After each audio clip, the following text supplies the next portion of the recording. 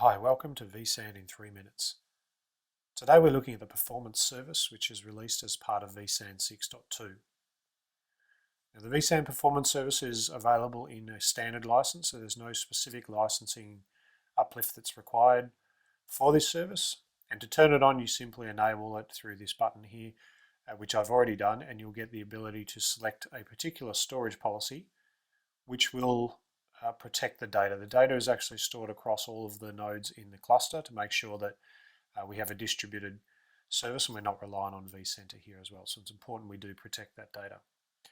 Now here we have the cluster level metrics where we're selecting from our time picker to go back a couple of days and see what the what the graphs look like for a period of time. So we could have some retrospective troubleshooting that we need to do here. We can start to see from the back end, which is the vSAN back end, the IOPS and throughput, latency, congestion, and those sorts of things as well. But importantly, I could see this data as well from the front end, or more so the virtual machines themselves. From a host perspective, I could drill further down here and see those the host level metrics from a VM perspective. I could also go to the storage backend here and see this as well, this information, latency, IOPS, things. You'll see things like resync IOPS, resync latency, throughput, congestion, and those things which are really good to be able to see at different times as well.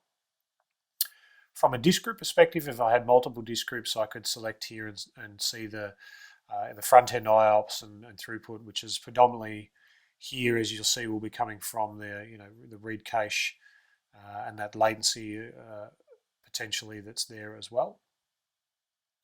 You'll also see things such as read cache hit ratio or rates, cache evictions, the write buffer percentage and capacity and usage of that disk group, which has previously only been available in the vSAN Observer as well. So some really good metrics there to be able to help you troubleshoot what's going on in a vSAN environment, should you need to. Of course, then you can drill further down into a disk layer. It might be a flash disk in the case of a hybrid that cached here, or it could also be a particular spindle here. So we're seeing a lot of different metrics. Here you'll see this yellow watermark line, which is where we've reached above 15 milliseconds. So that's there almost as a warning to say, look, here's something on the graph which is creeping up in terms of latency. If we get to above 30, then we start to see a red watermark there, which is a line that quickly shows us that.